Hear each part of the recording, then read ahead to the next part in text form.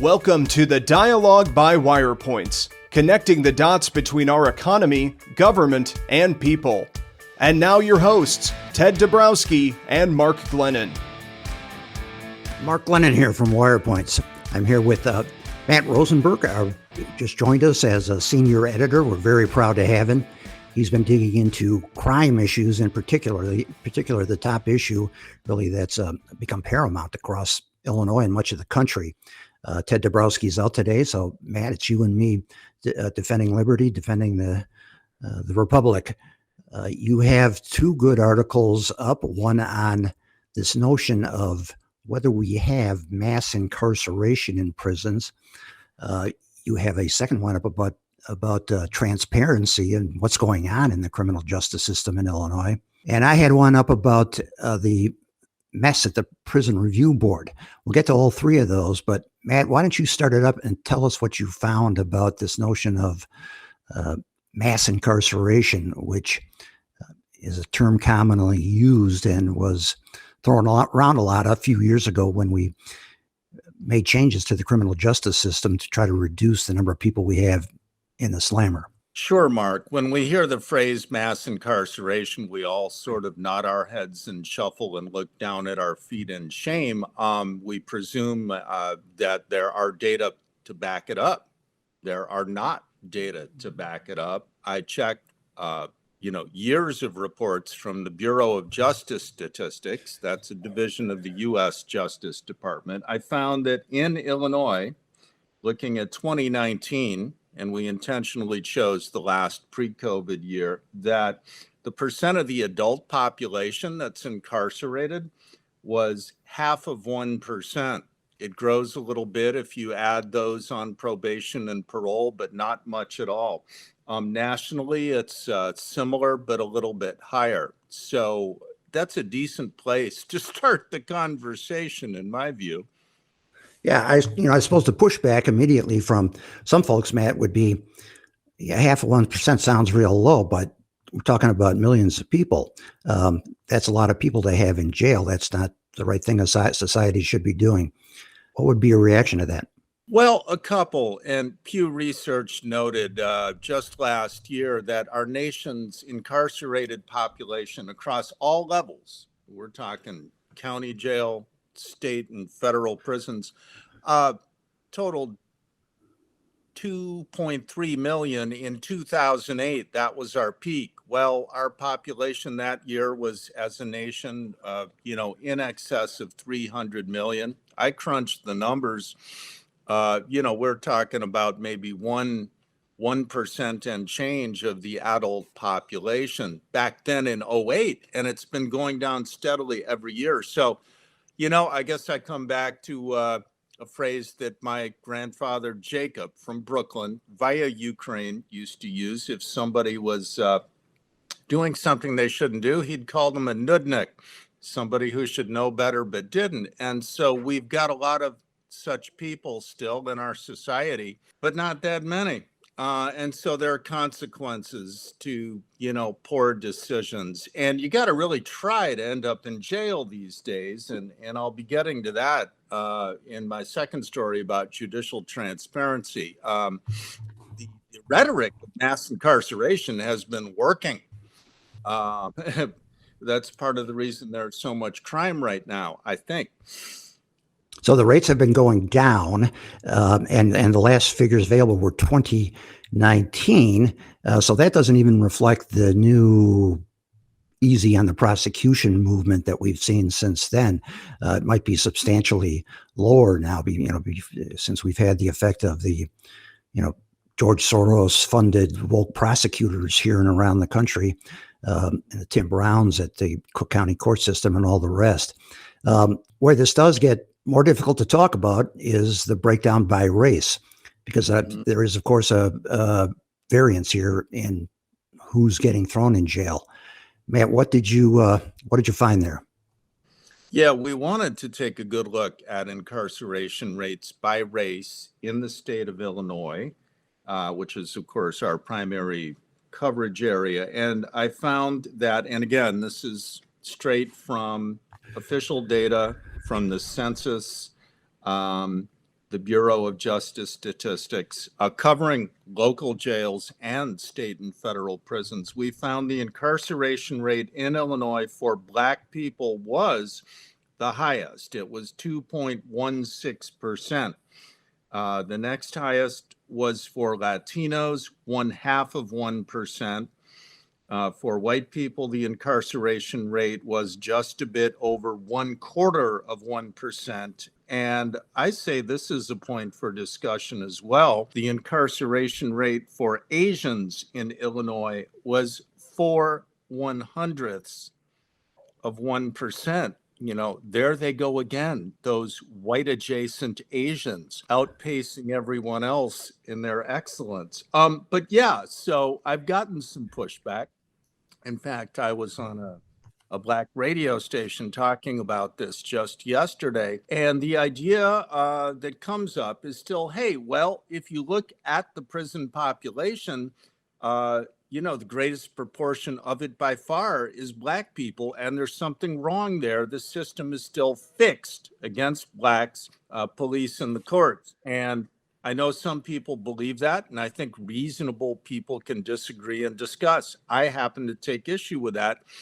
I say, what about the 98% of Black people in Illinois who aren't in jail? What's their secret? Well, the same as the Asians and most whites and most Latinos.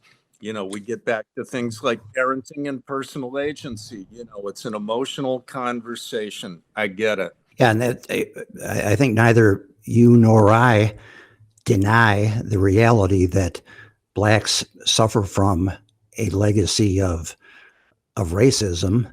But the question is what to do about it now, and what the best policies are respecting prosecutions and importantly, perhaps far more importantly, ultimately, is the underlying sociological conditions or cultural issues that drive crime. Imprisonment is a Band-Aid. Nobody wants to see people in prison, but you have to do it in the short term, especially for dangerous, violent people. That doesn't mean that you ignore other issues, strive to accomplish the longer term solutions. But I know you agree with me on that, Matt. But what's the broader point here in the, there's basically a flawed analysis that's been going on. What's your feeling about that?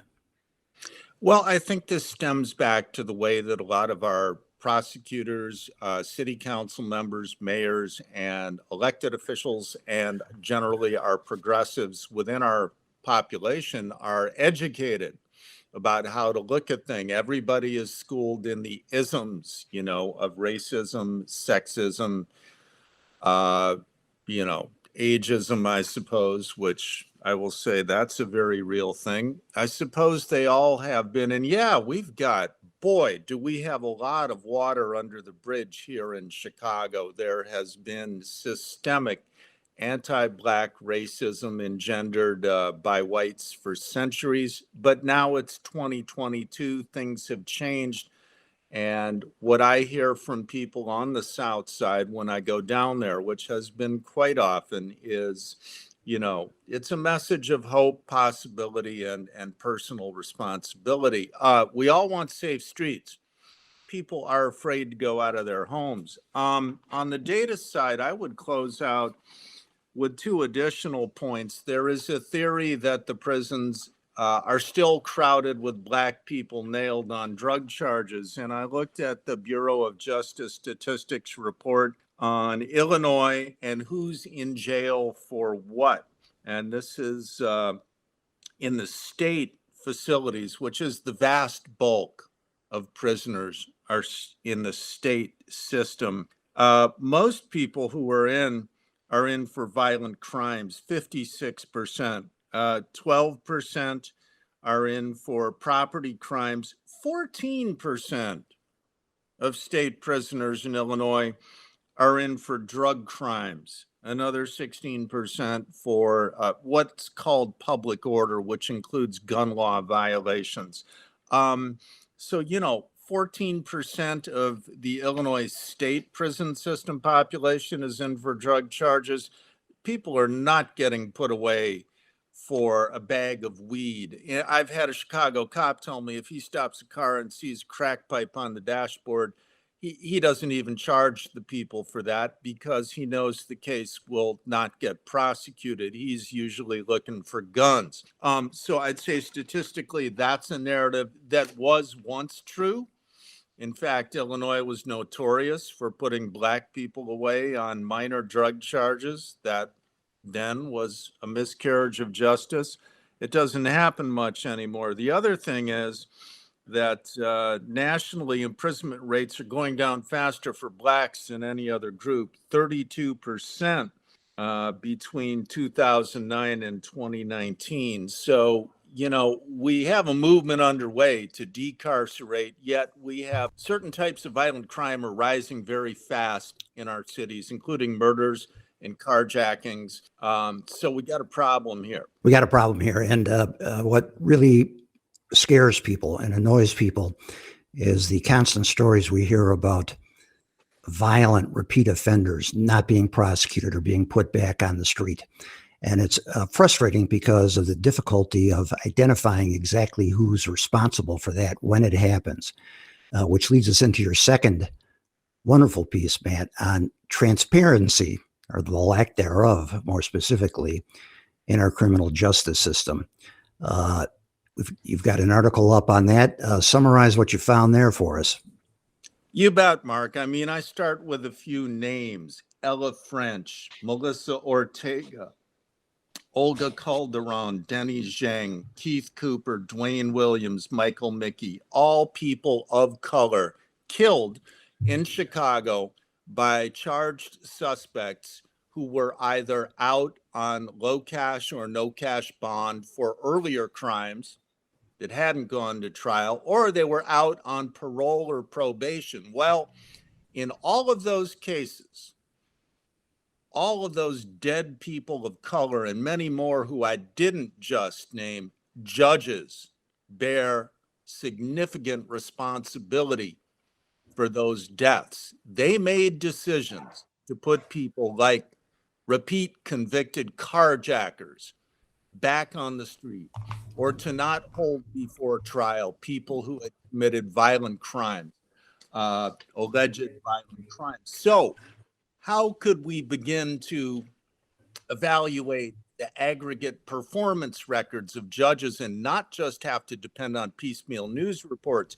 It would help a lot if there were online access to all their decisions and we could see, what were the charges? What was the case outcome?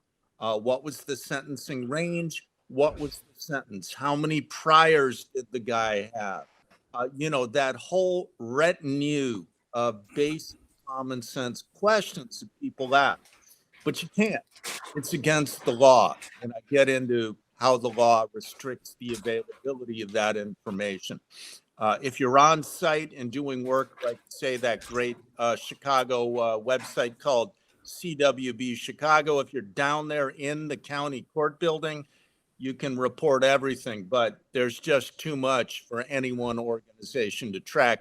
We need coders to go at this with scripts and scrapers. We need transparency websites so the public can see when we vote on these judges, what the heck is their record in sum? Yeah, it's a real roadblock, Matt. And this is part of why we're so delighted to have you here. We have taken a shot at trying to get some of this information in the past. It was impossible for us to do a meaningful summary, we thought. And, we're glad to have you starting to take a whack at this. And as you say, we have an elected judicial system. How are you supposed to vote for these people if you don't have the information and it's not available? We've got a major transparency issue, and tackling it is going to be a big challenge. We're going to continue to whack at it. And, that kind of brings us to our next topic, Matt, where the rubber has really hit the road with something called the Prison Review Board in Illinois. This is a appointed board. Appointees have to be approved by the state Senate. which has power to grant parole, early release, good conduct, and make clemency suggestions to the governor, which the governor typically follows. Pritzker's nominations, however, have been getting a lot of scrutiny now. Monday, the Senate did not approve. It rejected one of his appointees. Another one resigned. There are, I think, 3 or more up to date on these numbers than I am at, but 3 other appointees who are languishing in the Senate where there are concerns. It's not sure they're going to be appointed. And two other remainders. And this is a hot button topic, and it apparently got underneath Pritzker's skin. I have a piece up on this. When asked about this on Tuesday, he blamed Republicans, even though Republicans only have 18 of the 59 Senate seats. They want to tear this agency of government apart, Pritzker said. But the fact is that Democrats joined in killing his nominee. I'll read you from a line in the Chicago Tribune. The governor failed to note that 14 Democratic senators, most of them representing suburban districts, joined 17 Republicans to turn down his nomination of Eleanor Wilson. The final vote was 31-15, with 12 Democrats failing to vote. That is, they didn't want to irritate the governor, but so they just skipped out on the vote entirely. Some of them were quite outspoken to the Tribune. They are concerned about how easily people are getting paroled, early released. There's no consistency in the process here. The tragic result of all this is that right now, there's not even enough members on the board to constitute a quorum for doing business. And Pritzker went further in criticizing those Republicans. He linked them to QAnon. The grand old party, the GOP, as the Republican Party called, is the GQP, Pritzker said. The grand QAnon party. QAnon is, of course, is this crazy internet conspiracy theory that Democrats internationally have some chain of child molesters and everything, and they're out to ruin the country and ruin Western civilization and all the rest. It's a crackpot theory. I'm not aware of anybody in the Illinois legislature who has ever expressed the slightest bit of allegiance or sentiment or approval of anything that QAnon did. But Pritzker made that charge remarkably, and he's got the task of having to fill these and get a bipartisan cooperation on and fill these positions that are open. So we got a real mess here. He's not going to get a whole lot of cooperation when he's throwing around charges like that are, as insulting as they are foolish, really. Matt, this really ties in directly with your other work about what was your reaction to what's going on at the Prison Review Board? Part of my reaction, Mark, was to look at what it was that these guys had been given life for. And of course, we know that 2 who were let out were cop killers. One of the cases grabbed me in particular, and not in a good way. One of the released cop killers is named Johnny Veal. He was 17 in 1970 when, and this is according to the Sun-Times, with 30 caliber rifles, they killed 2 cops. And let's say their names. James Severin and Anthony Rosado. They were walking across a baseball diamond in the old Cabrini Green public housing project, and you'll never guess what they were there for.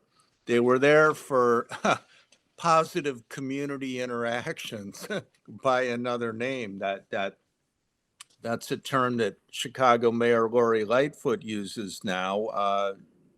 Cops are supposed to get out there and meet and greet and build goodwill in the community. And they were walking across a baseball diamond when they were gunned down by someone in an apartment building, and police later cracked the case and won convictions. So, and even Kim Fox, who's kind of a decarcerator herself, had said in a letter to the parole board that she strongly opposed parole for Johnny Veal, that this was a cold-blooded execution, and she noted that he had bragged about it. So, I think JB his appointees jumped the shark here. And when your own Senate Democratic caucus is lining up with the Republicans, and then a bunch of the Democrats who didn't vote against these guys sat out the vote, which tells you something. Whenever a legislator abstains, that tells you a lot.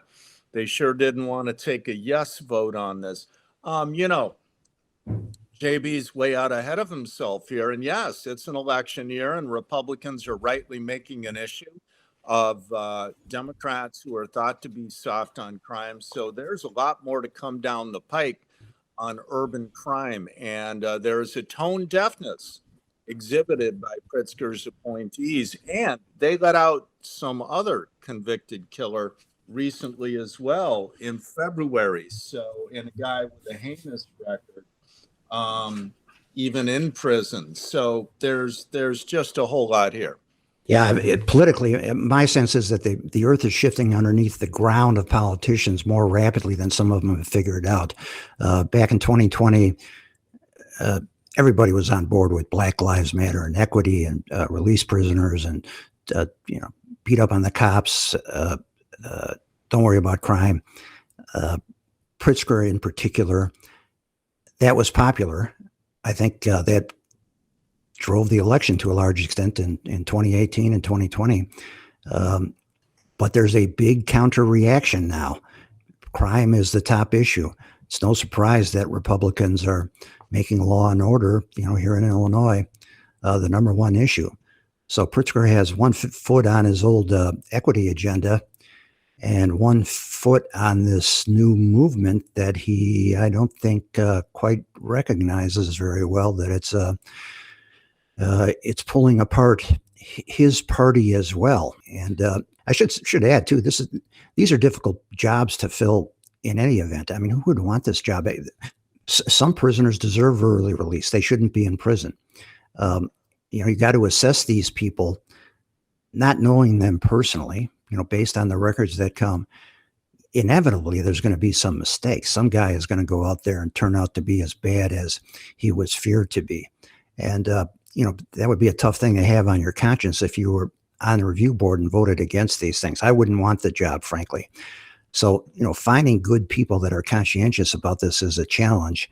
And I think Pritzker has a real problem on his hands, but it's self-inflicted to a large degree. He's not recognizing the underlying forces going on here, and isn't recognizing the change of spirit even within his own party. Matt, you've lived with this stuff all your life too. You grew up on the South Side. You've seen the ebbs and flows and these things, and lived it more personally than I have. Do you think I have the politics of this right, and the direction of the mood, people in Chicago and around the country? I do. I had a chance, as you know, Mark, to get down deep into the South Side once again in late 2020 when I went down there to do field work for my book. And I heard again and again from Black people, and you can see it in the newspapers too, watching what a lot of our aldermen in Chicago say. People are afraid to come out of their homes.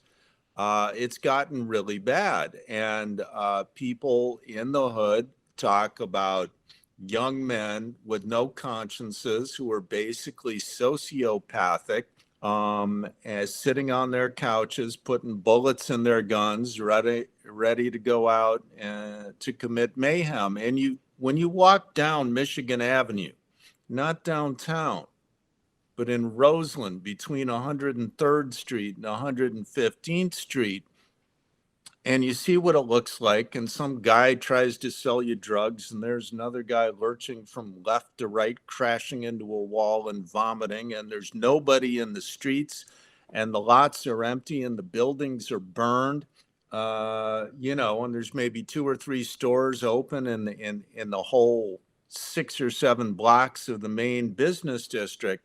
And yet you notice all this fine architectural detail. You wonder, okay, human capital development and real estate development go hand in hand. And that's actually the biggest thing here. The public schools, and I'm sort of shifting a little bit from your original question, Mark, but we inevitably get to, okay, so what do we do? And we get to the political tone and thrust of the conversation these days, which, as I found out when I brought up the issue of mass incarceration, there's still a victim narrative. I recently interviewed a very interesting Black artist on the South Side. I'm hoping to write up a profile of him. He talked about the victim Olympics. Well, there is still a victim Olympics going on. So in the end, it comes back to parenting. It comes back to school vouchers, which we so badly need and now could probably actually have in Illinois. And it comes back to things like micro lending and making good on traditional city-driven but market-infused economic development in our neighborhoods. Mayor Lightfoot's had a program in place since she began called Invest Southwest, looking at 11 or 12 distressed neighborhood downtowns. And, great, she's on the right track. There have been some early signs of interest, a few projects that have actually been green lighted, good. But, just holding community forums and writing stuff on butcher block paper, not good enough. We need to transform our neighborhood downtowns and our city schools. And the best way to transform city schools is with competition, empowered parents who can take their state authorized education vouchers and go to Catholic and other private schools. Nothing will improve Chicago public schools more than competition from non-public schools. Yeah, Matt, you got a lot of that in your superb book that came out last year. Tell us the title of it so I don't mess it up again. Notes of a Pissed Off Native Son, I think is right. the start. What Next Chicago? Notes of a Pissed Off Native Son. It's on Amazon and all the rest. You'll see there that Matt feels, as I do, that locking people up is not the solution to crime, but it's something you have to do in the neighborhoods that have turned into what look like Mad Max movies is another line that Matt has used, which I will start stealing shamelessly, I think, Matt. We're going to continue to look at the hard data on these things and tackle some of those other solutions. We're not going to be investing our way out of crime, as Lori Lightfoot says, but that's part of the solution. Matt, you have something to add? Anything to finish off here? Well, just that I've been looking lately at the weekly crime data that come out from the city of Chicago, and I note that week 13 or 14? The week 13 update that came out earlier this week shows a disturbing trend where a lot of the current increase in crime in Chicago over last year to date, and it's up 36% citywide so far, major crimes, much higher rates of increase in lakefront communities like Edgewater, Lakeview, Lincoln Park, particularly the North Loop, the South Loop, the near South Side, Bridgeport even, and then Beverly, Mount Greenwood, and Morgan Park. And this was a trend identified late last fall when the Sun-Times reported a 200% increase then over the prior year to date in downtown shootings. And there was a professor from Northeastern Illinois University, Lance Williams, I think I even remember his name. He said, look, the thugs in the hood are looking for softer targets. Yeah, well, hello Edgewater, hello Lakeview, hello Lincoln Park. And so when you break down by district the annual weekly statistical reports, you see huge increases in theft, motor vehicle theft, often burglary, and in some districts, criminal sexual assault. So I'm telling you now, it's getting different. White progressives, we're fine. Black Lives Matter, but oh yeah, well, there's always crime in Englewood. So actually, Black lives have never mattered to white progressives, but now they're getting carjacked. They're victims of armed robberies. I wonder if their politics will change at all about the police, enforcement, vigilance, police manpower, aggressive, proactive policing, because I'll tell you, that's what this city and many like it, including Philadelphia and New York and San Francisco and Los Angeles and Seattle and Portland and Minneapolis, it's what they really need. So, what is this great reckoning of rhetoric and politics going to actually lead to? And of course, we don't know, but I think change is in the air in 2022. And we started to see signs of it in local elections starting last fall. So it's going to be a very interesting year. I feel like we truly do live in interesting times. We sure do. Yeah, white areas, just to recap that, white areas are the places with the highest growth in crime rate. I think those numbers are indicating it's a very recent trend that you've just picked up on, and something we'll be watching, trying to get to the bottom of, and watching the political consequences of, as you say. So stay tuned at Wirepoints. Look at our articles on these topics that we have at wirepoints.org. Free daily, 6 days a week newsletter with not just our articles, but linked articles, the best from all perspectives. We focus primarily on other matters, but crime has become such an overriding issue that affects the economy and budgets and everything else that was our initial expertise. It's become such an overriding issue that we have no choice but to stay on top of it and try to figure out what's going wrong. So we'll continue to do that. We'll see you next time from Wirepoints. Thank you. So long, everybody.